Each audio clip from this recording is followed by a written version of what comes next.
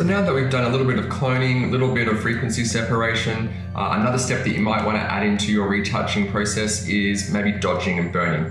So dodging and burning is the process where we can deepen or darken the shadows and we can lighten the highlights or the midtones. It can help to add more dynamic range to our photos.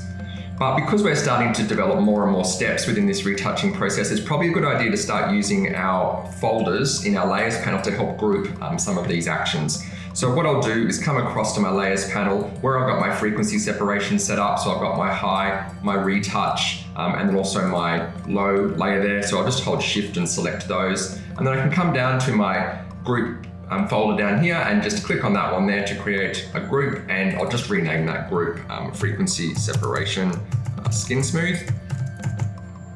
And I could also create a group from the cloning layers. So I'll just select both of those, add in my group folder there, and then I'll just rename that one cloning.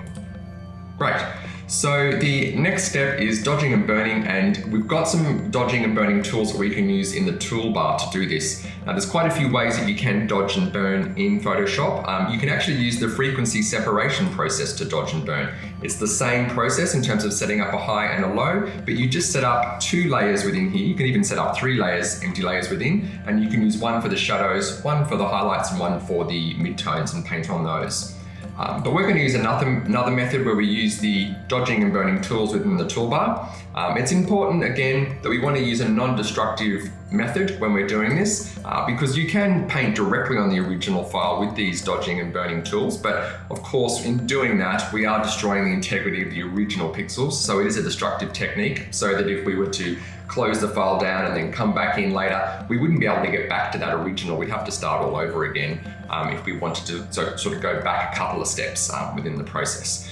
So what we're going to do is, grab our dodging and burning tools over here in the toolbar. Now you'll actually find them down here just above the type tool, depending on what workspace you're in. But we can see here this little dodge tool here and burn tool here. So we generally use the burn tool for going in and darkening those shadows or midtones. And then we use the dodge tool for going in and brightening potentially midtones and highlights. You can also brighten shadows with that as well. But because we're going to be using this in a non-destructive method, it means we've got to create a separate layer to do this. So I'll come across to the layers panel, and with the frequency separation group there selected, if I add a new layer, it'll do it directly above that. And I'll just rename this one dodge and burn. And what we want to do is fill this layer with 50% grey. So I'll come up to my edit menu, I can come down to fill from here, and then with the contents we can see that I've got an option to do 50% grey. I'll also just make sure that my mode is set to normal for the moment and click OK on that. And so we can see over here we've got a 50% grey layer sitting there, and I'm just going to change the blending mode for that layer down to overlay.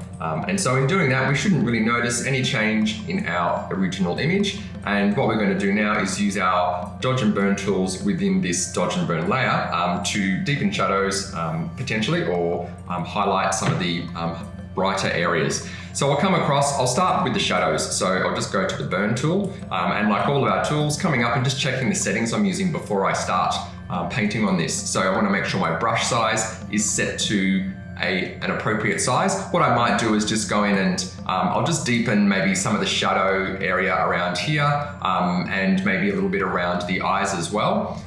And with the hardness, I'm going to keep that down at 0. I want a really nice soft airbrush look.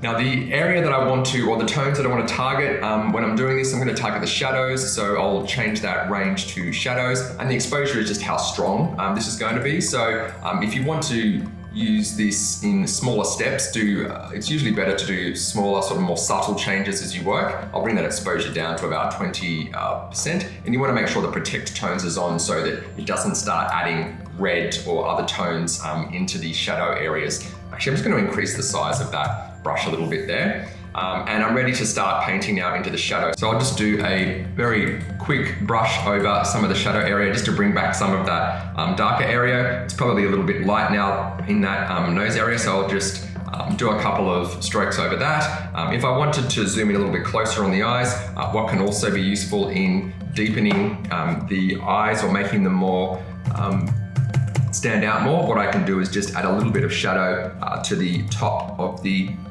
eyes there. So I'm just going to add a little bit of shadow there, and then a little bit of shadow there. And then I can also do that for the top lip. If you want to make the top lip stand out a little bit more, look a little bit fuller, then you can just add some slight shadowing there. So we're just doing it in small steps. And so if I zoom back out now, we can see that if I turn that dodge and burn layer off, that's where it was, and then I've now just deepened some of the shadows in the eyes, the lips, and the side of the face there. But I would obviously go in and add a little bit more detail to that.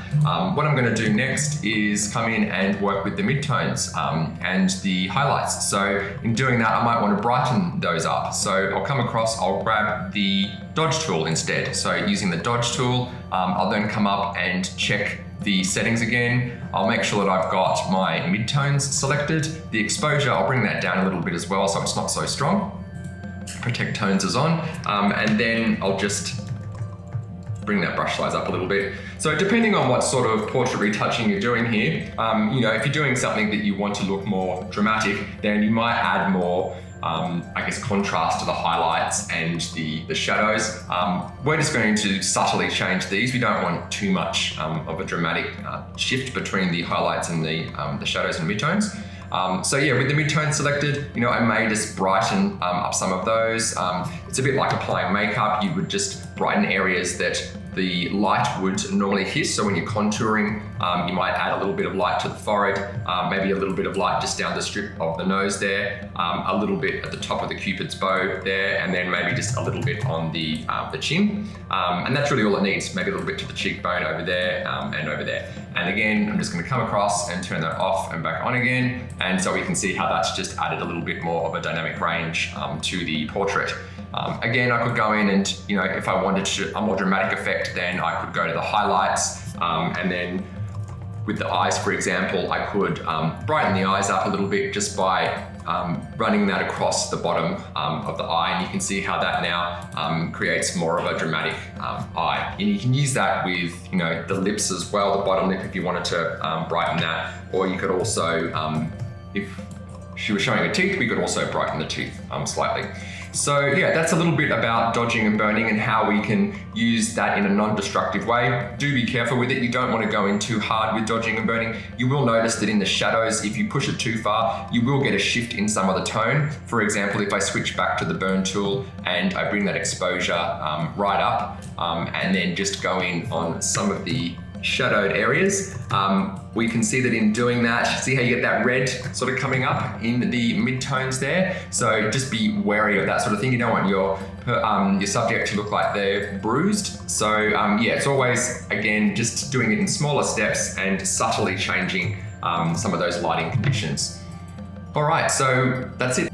Okay, so that's a good dodging and burning workflow that you may want to use with your portrait retouching work.